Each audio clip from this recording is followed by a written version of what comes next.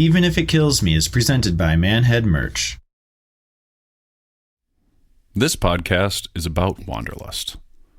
No, wait, that's not quite right. This podcast is about a band. My friend's band, actually. And throughout this podcast, you're not going to hear what they sound like. And you're not even going to know what their name is, because that's not what this is about. This is a story about a group of guys who attempted to grab the universe by the horns and ride it like a mechanical bull off into the sunset. Oh, and this is also for anyone who has ever dreamed of being a rock star. Even if it was for only that one brief moment of time you were at that one party with that one person who said to you, "Hey, let's get out of here and just go to California." This is for all of those people who have that wanderlust deep in their souls. We were just kids. 20th century kids. Kids that grew up without the internet, without turn-by-turn voice-activated satellite-provided directions, without a country covered end-to-end in cell phone towers blanketing damn near every corner of the land with high-speed wireless internet access. We were the last of our kind, and we didn't even know it. We were part of a micro-generation that was smushed right in between rotary phones and smartphones. Our city was interesting. We always felt this pocket to it, this kind of small, quiet magic that not a lot of people knew about. John, Mac, Pete, and I all went to the same middle and high school together. Mac and Pete were a grade ahead of John and I. And Ryan, who lived across the street from Pete, also happened to live in a different school district. Their road was the dividing line. Now, as for John and I, we had a rather awkward journey through high school. I know that's probably the easiest thing to say, but I can't figure out how else to say it. We were those guys, those tall, gangly, bumping into every doorway we walked through guys. Somehow, among all that awkward chaos of high school, we found music. I took music so seriously I broke stereos with it. I thought music was the end-all, be-all, slam dunk, get fucked, don't stop this, don't change this. If you're not getting this, then you can get to fucking right off to this. Music was serious to me. And my friends who also got that, John, Ryan, Mac, and Pete, formed the band that is the foundation for this story. The four of us, we were friends. We are about the same age. We pretty much grew up together in the same area between two different schools, but we all had this chemistry that just worked, and we made really fucking cool songs, or at least I think we did. From the very beginning, Ryan was all in. We all somehow had this thing where we just could play together. Like, it just worked. I miss it every single day. I downplay it, like, probably right now and always, but I think about it a lot. Since it was the turn of the millennium and not even the .com bubble had burst, we all went to college, or attempted to at least. I think I was in like my third year of just floating through that place, not doing anything, basically. Very irresponsible time for me involving schooling. There was me and a handful of people. We would, roll in to the parking lot 5 to 10 minutes late, all see each other, yell out our windows at each other, "Hey, where are we going?" And we'd end up on somebody's couch watching, The Price is Right or something. Way too often that happens. Ryan's attempt at college lasted the longest, followed by Pete and Mac. John lasted a year, and I was out of there in 4 months. Of course, dropping out didn't just mean more car parks and Price is Right. It was time to take this band shit seriously. And how else but to go west, young man, go west, to the city of angels. We just had to tell our parents. It did not go well. Here's Pete. They thought I was completely out of my mind and did not want me to go. We called them and told them after it was done that we had put our leave of absence thing in because we weren't coming back the next fall. That's what it boiled down to. We had decided that that's what we were doing. Everyone's plans changed that September. And I mean everyone's. I don't remember getting too much resistance until 9/11 happened. Then all the parents were kind of, hey, they just did something really bad. Maybe don't go. That was sort of like well, guess what? There's no way in hell you guys are moving to LA now. Mac's parents were also pissed. It was basically like, you guys need to get back in school right now. You're going to get drafted. September happened. I got cold feet. I didn't go. Right near the tail end of like the planning, I was like, I was not prepared to do that kind of a move. So I bowed out. I was like, I can't do this. It was like one of the hardest decisions I ever made. It's like, okay, I really want this, but I don't think I can handle it mentally. And like, it was kind of a recurring theme. Pete was shook. The idea of going to Los Angeles after what had happened? I mean, it just seemed like the wrong time. I remember the night that Pete told me, actually, and I could just tell, that, he was kind of nervous, kind of anxious. And I asked him, I'm like, you're probably not coming with us when we go, are you? And he said, no. At this point, the tension was building. It might have been silly of me, but I never thought that Pete would ever be completely permanently out of the band. What we had set up was basically the first of many series of brutal interactions that would happen throughout the band, where we made Pete record all of his drums. All right, we have these songs, and obviously we know what they sound like, but what are we just going to hum and click and try to tell somebody what to do? No. Anything that hadn't been recorded, we'd have something that we could go out there and give to somebody so they could learn how to be our new drummer, which was crazy. So during one of these sessions, I'm starting to get overwhelmed by this whole thing now. And I bring it up that I'm thinking about not going. Guys, I've been thinking about this too, and I really think we gotta pull back here and reassess this. And Ryan goes nuts. Now here's the thing about Ryan. This is a dude who never went nuts. What the fuck, man? I just quit my job. And, like one of those deals. He basically quit his profession at that time.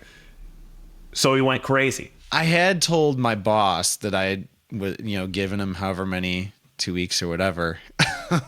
But I'm sure I probably could have gone back and been like, hey, I need to keep working because we're not going to go. Ryan goes so nuts that it made me feel so horrible and made me feel like, just pathetic, basically, that I wasn't willing to do this thing we'd been planning for forever.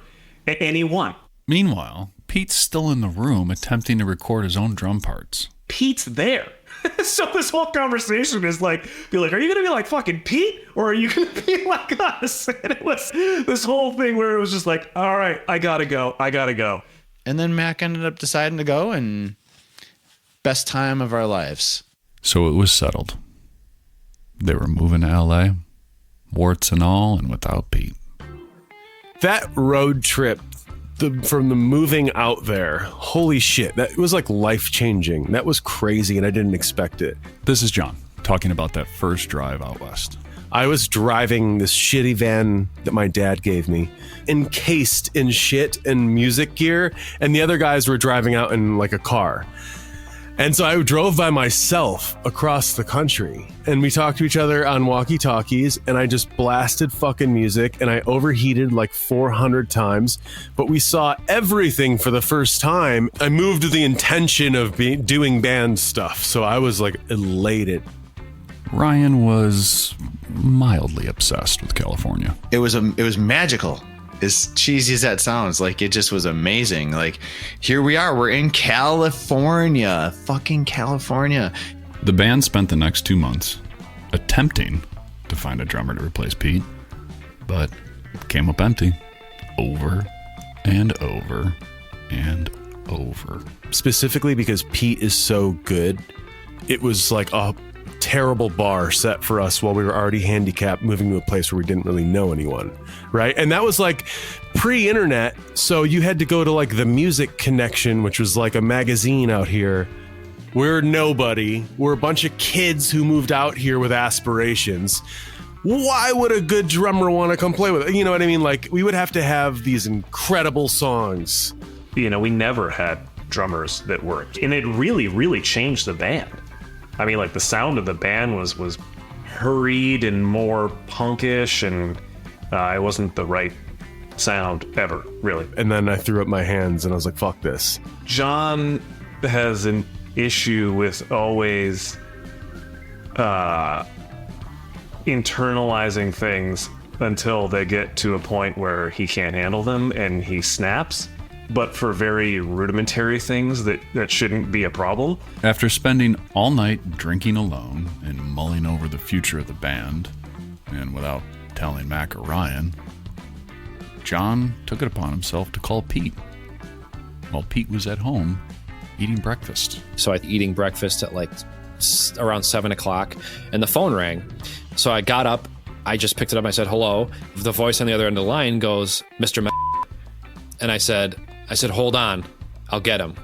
Thinking they were looking for my dad. And then he goes, no, Pete. I'm like, what? I think I was like, what time is it there? Because if it was 6:30 in the morning here, it was like 3:30 in the morning in LA. I think he just basically was like, hey, you know, what are you doing? And I said, I'm eating breakfast, I'm getting ready to go to work. And he's like, no, what are you doing? And I said, I don't know.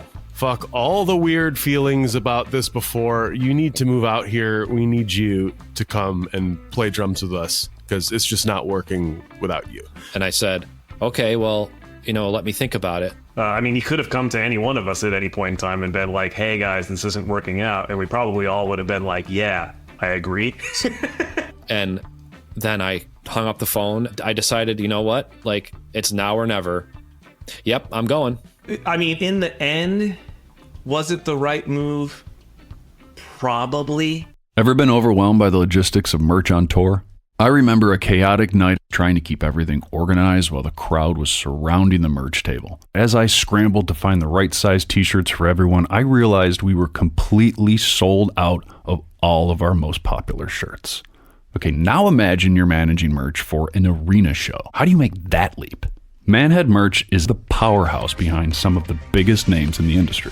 They offer a full suite of services: touring, e-commerce, retail, and licensing, tailored for top-tier talent. They take care of everything, from design and manufacturing to seamless order fulfillment, ensuring your merch game is as polished as your performance. Manhead Merch transforms chaos into streamlined success. They manage every aspect of merchandising so you don't have to. If I would have had Manhead Merch back then, they would have handled the logistics, and I could have handled that crowd. Ready to take your band's merch to the next level? Visit manheadmerch.com. Once Pete got to LA, the momentum took off. Things just started to roll. They were on a path, and at that point, nothing was stopping them.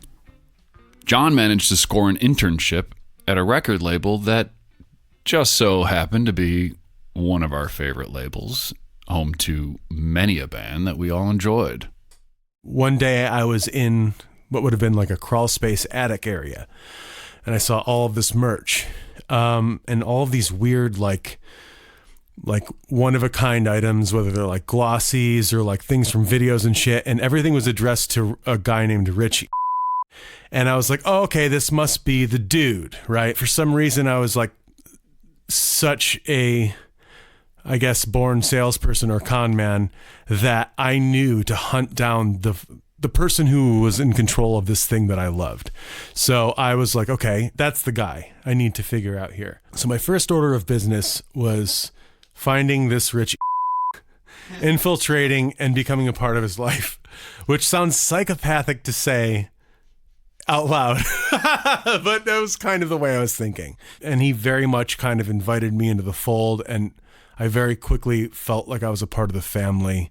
I fit in there, and they offered me a job, and it was kind of like, we'll figure out what the position is. And it was this amorphous thing that was total bullshit, and they just wanted to have me there and, you know, working on the stuff with them. John didn't want to admit that landing an internship at the indie record label of everyone's dreams could very much so influence and speed up the process of getting signed. I was friends with the guy who was in charge of the warehouse. His name was Bobby. there was some sort of marketing meeting we had, or a label meeting, where someone mentioned that, like, we got to find some, like, new shit. I pulled some fucking Inception shit and put the idea in Bobby's head to somehow get our songs to Rich.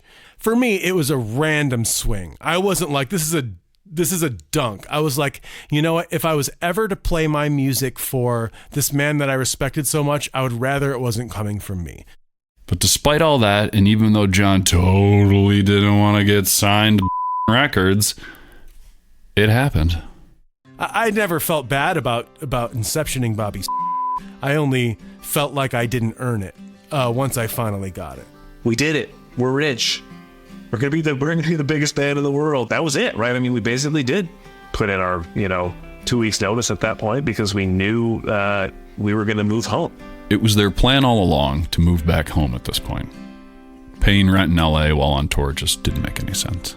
Coming home was like, we made it one step. That was a point where we were starting on the next step. I think a lot of people think that once you signed to a record label, that's it, you did it.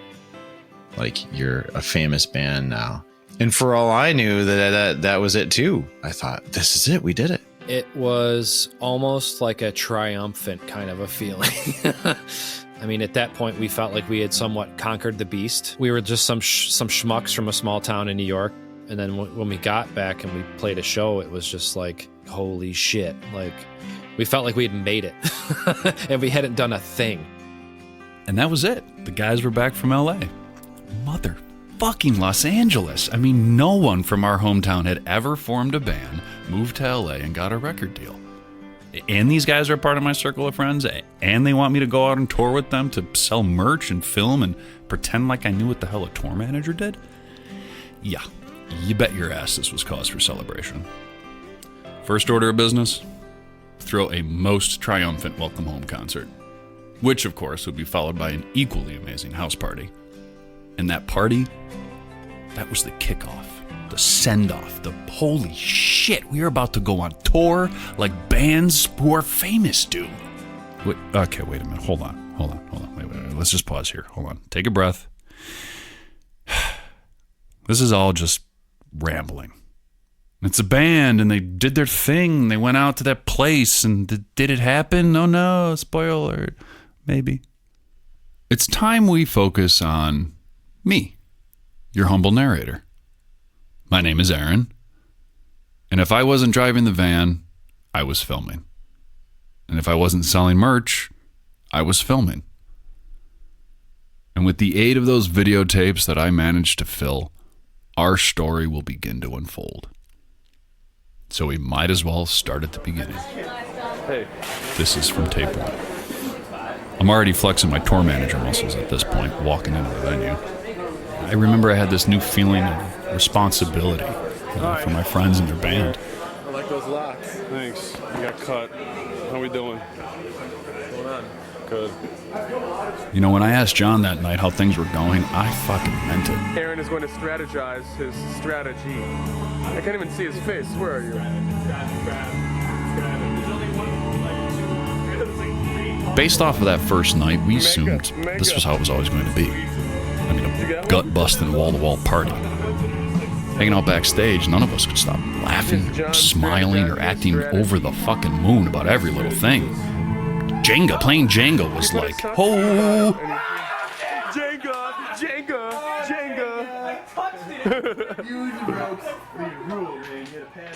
We were about to kiss our hometown goodbye, but before we did, we got one more opportunity to flex our new, fresh fame in everybody's stupid faces and party our asses off with our friends.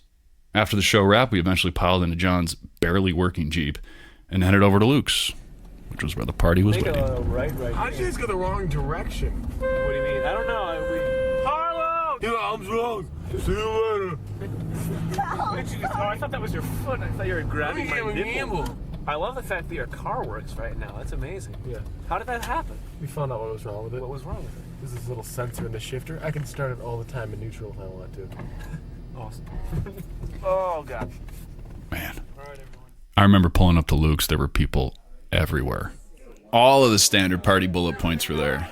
Beer pong in the basement, chaos in the kitchen, a semi-quiet space out back where the weed and the cig smokers would hang out.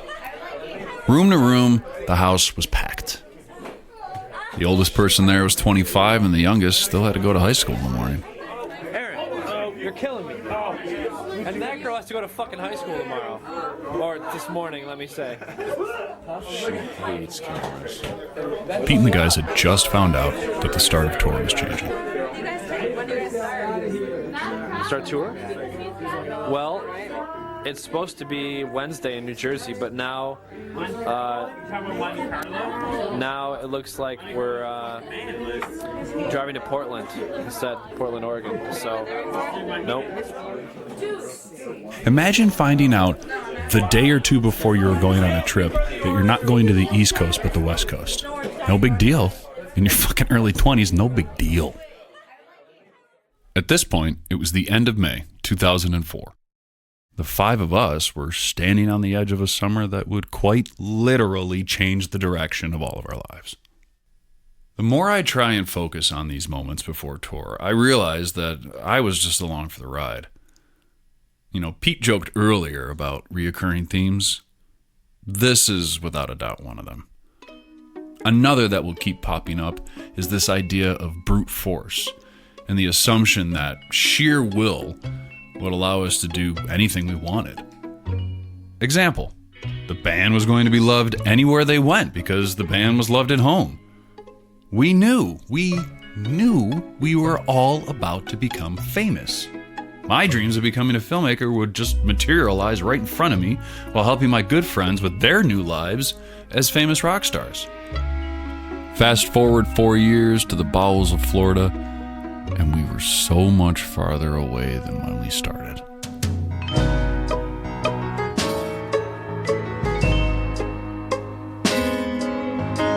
Even If It Kills Me is a FANG workshop production. Written and narrated by me, Aaron Joy. Produced by John Lullo and Brendan Walter. Featuring original music by Alex Dezen and original theme song by Matt McGinley.